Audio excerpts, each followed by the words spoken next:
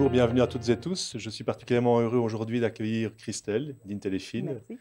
Bonjour Christelle, qui va animer donc cette présentation relative donc à la solution Intelifin, qui aborde d'une part la partie analyse financière. Christelle rappellera les grands fondements de la solution et on surfera ensuite sur la vague liée au code des sociétés vis-à-vis de lequel on a pas mal discuté en début d'année et pour lequel Intelifin apporte pas mal de réponses. Alors, comme le veut la tradition du EpiFit version digitale, cette année-ci, nous offrons un petit cadeau. Christelle, tu viens de Hasselt. Je ne connais pas la bière à Hasselt, par contre, je connais la bière à Liège. Et donc, nous avons prévu ici un petit assortiment de bières que Oh, tu auras l'occasion, j'imagine, de consommer en dehors du boulot, en merci bien. famille. Voilà. Merci à toi. Je te laisse la parole et bonne présentation. OK, Je reprends les merci. bières. Bonjour, bienvenue dans cette session de Happy Fit. Je suis Christelle Hermans d'Intelifin et je vous amène cet après-midi dans les tests de distribution et les plans financiers. S'agit-il simplement d'une question administrative ou est-ce aussi une opportunité de conseil? Permettez-moi de me présenter brièvement. Je suis Christelle Hermans d'Intelifin. Intelifin est une entreprise familiale. Nos bureaux sont basés à Hasselt et nous faisons un logiciel de conseil dans le cloud. Pourquoi nous avons lancé Intelifin? Nous avons commencé avec Intelifin pour soutenir le rôle de conseil de l'expert comptable. Nous le faisons de deux façons, en facilitant les préparations des entretiens et en fournissant du matériel de conversation. Quelles sont les fonctionnalités d'Intelifin? Avec notre logiciel, vous pouvez faire des analyses et des optimisations. Vous pouvez établir des comparaisons et des études de concurrence. Vous pouvez consulter les indications de valeur et on va établir des prévisions et des tests de distribution et des plans financiers. Le logiciel est connecté avec différents logiciels comptables pour une importation automatiquement de vos chiffres de votre comptabilité. On a un lien avec, par exemple, Bob, Silverfin, Winbooks, Wolters Kluwer et autres. Commençons par les tests de distribution. L'année dernière, le nouveau code des sociétés et des associations a été introduit. Et dans ce code, on a supprimé la notion de capital et on a remplacé par une contribution librement choisie. Et pour remplacer et pour compenser cette mesure, on a introduit un test double pour la distribution et on a inséré un plan plus strict au niveau du plan financier. Quels paiements sont couverts par ces tests? Ce sont tous les types de paiements qu'on peut faire, c'est-à-dire les dividendes, les tantièmes et le remboursement de contributions ou de capital. On a deux tests, c'est un double test. Le premier test, c'est le test de l'actif net. Et on doit faire ça pour tous les types de sociétés, la SRL, la SC et la SA. On peut le comparer avec le test du bilan du passé. Et dans ce test, vous devez faire un calcul qui a comme but de montrer que l'actif net de la société n'est pas négatif ou deviendrait négatif à la suite de la distribution. Le deuxième test, c'est le test de liquidité. Ce ne s'applique pas pour les SA, mais seulement pour les SRL et les SC. Et dans ce test, on doit faire une prévision du futur. Et ce test a comme but de montrer que la distribution ne peut pas avoir pour conséquence que l'entreprise ne dispose pas de liquidité suffisante après la distribution pour faire face à ses obligations envers les créanciers pendant une période d'au moins 12 mois. Et on va faire ces tests en 6 étapes. On va commencer par une comptabilité avant l'affectation du résultat. Puis, on va, dans Intelifin, lancer le test de distribution. On va ajouter les paiements et on va établir le plan pour le futur. Et puis, l'outil va faire les calculs et va vous fournir avec un rapport de ce test de distribution. Allons-nous vers l'outil pour une petite démo. J'ai déjà recherché mon mon entreprise, la compagnie XAZ. Dès le moment que j'ai lu les données, où ils sont importés automatiquement de votre comptabilité, il y a une analyse financière qui est prête pour vous, avec les forces et faiblesses et avec une idée de la santé financière de l'entreprise. Ça, c'est notre page d'accueil pour chaque entreprise et cette page est en même temps une page de navigation.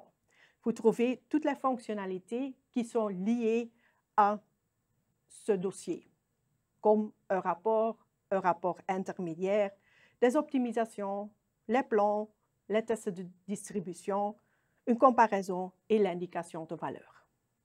On va commencer par le test de distribution. On doit d'abord indiquer l'année à laquelle les distributions se rapportent, 2019 ou 2020. Et puis, on va insérer les paiements. Vous avez les choix entre différents types de paiements et pour les dividendes, on doit indiquer quelle est la source des résultats ou des réserves disponibles, quelle est la destination, ça sera imputé au compte courant ou ça sera payé et je vais introduire le montant. Si je veux insérer une deuxième distribution dans ce même test, je peux cliquer sur « Nouvelle distribution » et je peux par exemple ajouter un tantième. Et maintenant, je peux avancer vers la prochaine étape, ça c'est le plan pour le futur. Et maintenant, on arrive dans la module de planification d'Intellifin. Comment ça marche? Vous voyez à gauche les différents paramètres que vous pouvez utiliser dans votre prévision pour le futur. Par exemple, les produits d'exploitation, données sur le personnel, les charges, les investissements, jusqu'à la charge fiscale. Et maintenant, je suis dans l'écran des produits d'exploitation et je vois déjà mon année de base. Le 2019, ça c'est le dernier exercice, ça c'est l'exercice de base. Et je vais faire une prévision vers 2020 et 2021. Vous voyez que l'outil a déjà rempli des chiffres. L'idée sous-jacente de ce plan est que la société reste à fonctionner au même niveau. Ça, c'est l'idée de base et maintenant, on va ajouter les différentes idées pour le futur. Par exemple, si je veux ajuster le volume des ventes, je peux dire pour cette année-ci, je prévois une diminution de volume des ventes avec 15% par exemple. Et j'espère que l'année prochaine, il sera une relance avec une augmentation du chiffre d'affaires. Et de telle manière, vous insérez votre prévision pour le futur. Je vais encore insérer un investissement. Je choisis le type, une installation, j'insère le montant, la durée des amortissements et la date de mise en service. Et maintenant, l'outil a assez de données pour créer une nouvelle comptabilité. Dès le moment que j'ai introduit toutes mes prévisions, je peux cliquer sur « Calculer » et je vais arriver dans un écran de résultats. Et vous voyez déjà le compte de résultats et le bilan. 2019 était mon année de base et puis 2 années en futur. Vous pouvez afficher le rapport avec une analyse financière de toutes vos modifications et à côté, vous voyez le bouton avec le rapport de ce test de distribution. Si vous voulez afficher toutes les modifications et une analyse financière de ça, vous pouvez afficher le rapport. À côté, vous voyez le test de distribution. Ça va ouvrir un document Word avec votre rapport de ce test de distribution. Le rapport commence par les décisions prises par la société. Le premier test, c'est le test de l'actif net avec les calculs et une conclusion. Puis, on avance vers le test de liquidité avec les hypothèses qu'on a utilisées pour les chiffres futurs. On a les différents calculs au niveau du actif, passif et compte de résultats. Et puis, on va encore calculer quelques ratios, parce que ça c'est aussi un test de liquidité. On a la solvabilité et quelques ratios de liquidité. Et ce rapport se termine par une page dont vous pouvez compléter vos conclusions.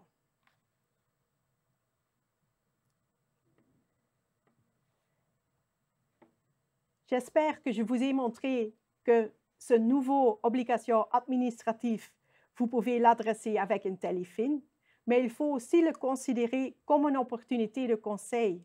Utilisez ce moment pour créer une nouvelle conversation avec votre client.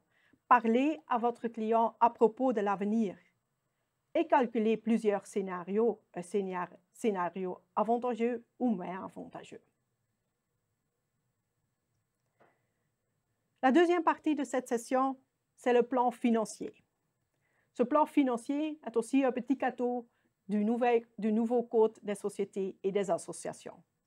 On demande un plan financier plus strict et plus élaboré. Ce plan est basé sur les informations qui sont fournies par votre entrepreneur et ce plan doit répondre à quelques exigences légaux. Par exemple, un bilan, compte des résultats, budget avec flux de trésorerie, tout en tenant compte des variations saisonnières.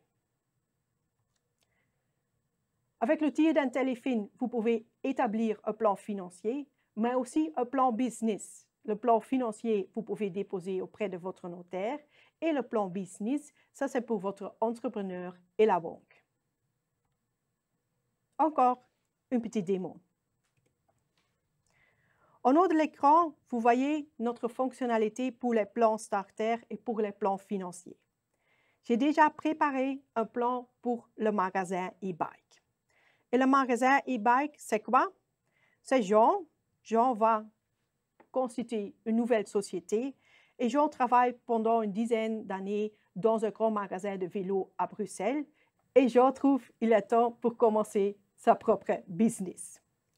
Qu'est-ce qu'il va faire? Il va vendre des vélos au centre-ville de Liège. Il va se spécialiser dans des vélos électriques et d'autres petits moyens de transport électriques. Comment est-ce qu'il va gagner de l'argent? Quel est son modèle de revenu? Il va vendre des vélos. Il va aussi vendre du matériel supplémentaire comme les sacs, les accessoires, les vêtements. Il va fournir un service après-vente et il va faire des réparations. Ça, c'est l'activité de Jean. Et pour le plan financier, pour le notaire, ça suffit comme description. Si vous voulez plus de détails de votre plan financier, vous pouvez les ajouter dans cet onglet avec l'activité. Par exemple, qui sont les clients, quelle est votre idée pour promouvoir vos produits, etc. Vous voyez, dans ce plan financier, on a différents onglets. Et on a commencé par l'activité. Qu'est-ce que Jean va faire? Mais je vais retourner au début au onglet général. Dans cet onglet, vous allez insérer les données au niveau de l'entreprise, au niveau des fondateurs et vos données comme expert externe. À droite, vous voyez aussi les prescriptions légales. Là-bas, il y a une liste de contrôles avec les descriptions légales. Le drapeau bleu veut dire tout est en ordre. J'ai encore un drapeau en rouge. Ça veut dire qu'il y a ici encore un problème avec le budget. Il me mentionne aussi le capital initial n'est pas suffisant. D'où viennent ces drapeaux? Ils viennent du tableau du onglet financier.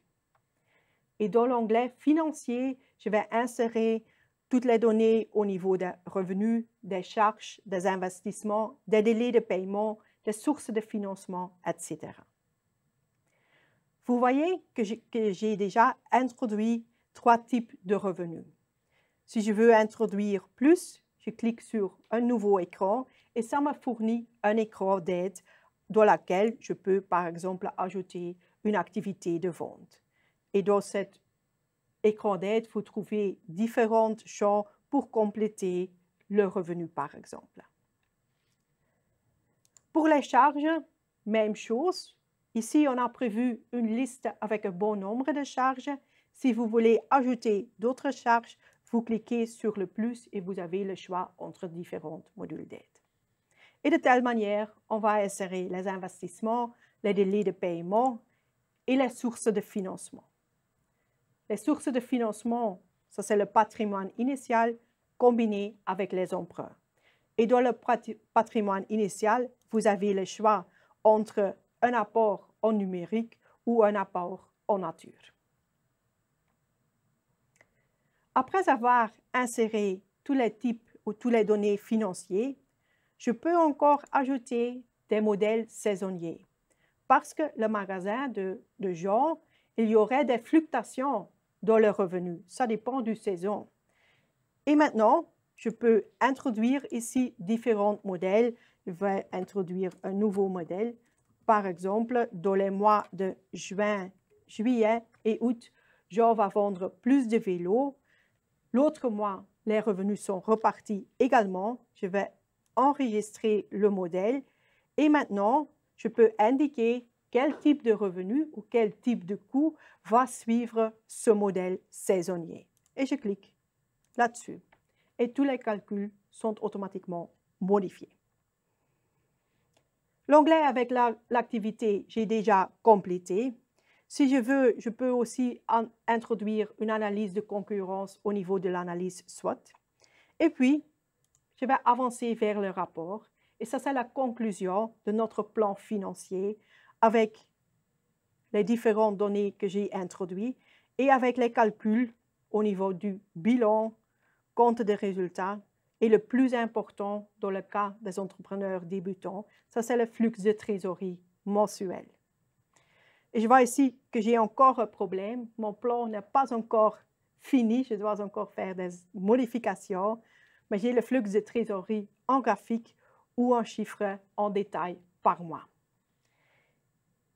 Et si je veux faire une impression, je vais dans le menu hamburger et j'ai deux types d'impressions. Une impression très détaillée pour la banque ou pour votre entrepreneur et une impression pour le notaire sous forme de PDF ou sous forme de Word.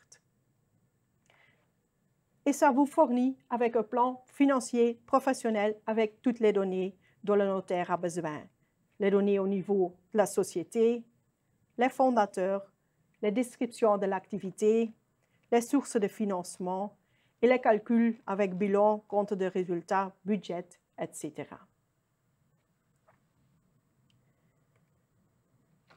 Je vous ai montré que vous pouvez facilement établir un plan financier avec Intellifin. Mais de nouveau, il faut aussi le considérer comme une opportunité de conseil. Ce sont les premiers rendez-vous avec votre nouveau client. Parlez à votre entrepreneur débutant à propos de ses projets, étudiez la faisabilité de son projet et demandez à votre entrepreneur s'il a assez de moyens pour financer son projet. J'espère que je vous ai montré que les tests de distribution et les plans financiers ne sont pas seulement une question administrative, mais ils font aussi une opportunité pour élaborer votre rôle de conseil. Ces tests de distribution et le plan financier, ce sont deux fonctionnalités d'Intellifin. On a encore d'autres fonctionnalités au niveau des analyses, des optimisations, des comparaisons et des indications de valeur. Et je veux bien vous montrer brièvement une de notre optimisation. Je retourne à l'outil et je vais de nouveau rechercher mon entreprise XAZ. Et on a déjà utilisé les tests de distribution, mais il y a aussi une possibilité de lancer une optimisation. Qu'est-ce que ça veut dire une optimisation? Dans l'optimisation, vous pouvez faire bouger les chiffres. Vous pouvez rendre les chiffres plus dynamiques pour améliorer et interpréter les chiffres. Par exemple, je suis dans les chiffres d'affaires, je peux ajuster les prix de % et je vois immédiatement l'effet sur la trésorerie et le résultat net.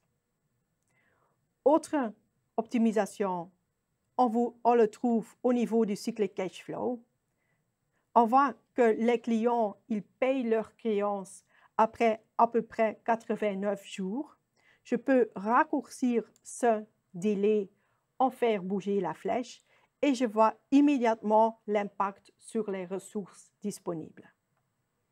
Et bien sûr, je peux demander un rapport avec les combinaisons de toutes les actions ensemble.